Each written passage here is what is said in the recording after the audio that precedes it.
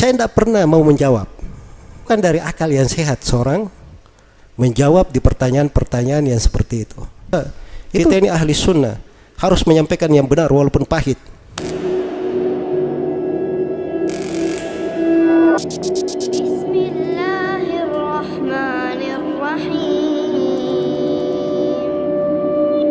Ini saya sering ditanya di beberapa pertanyaan secara online maupun di pelajaran, selalu saja ada yang nanya tentang orang tua Nabi Sallallahu Alaihi Wasallam.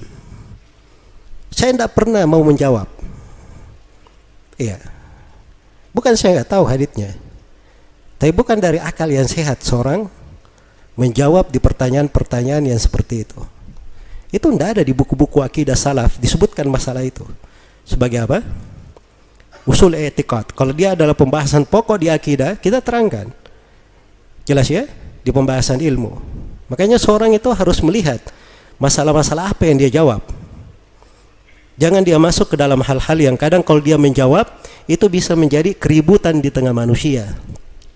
Orang-orang yang tidak sampai akalnya akan keliru memahami masalah tersebut. Jelas ya? Karena itu, ini bahasa yang dipakai oleh penulis. Ya, punya husnus samt.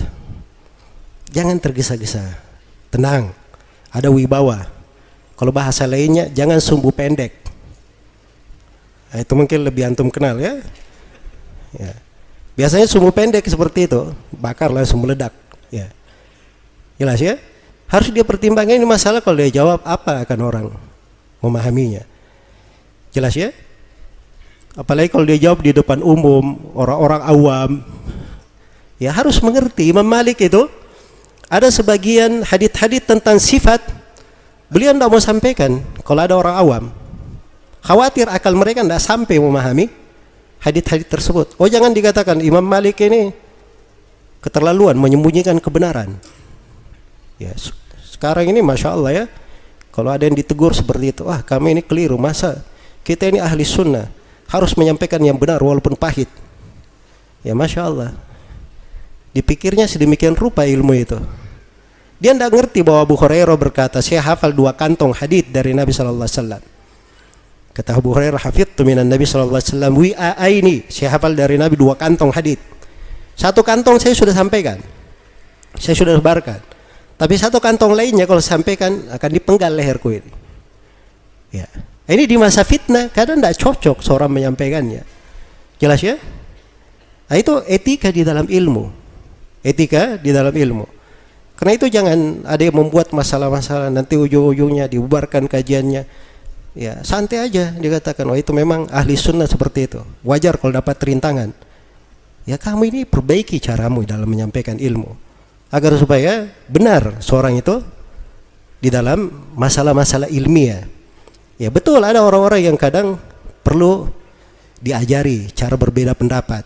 Jangan sampai kalau tiap kali beda pendapat menserobok saja, membubar-bubarkan kajian. Iya.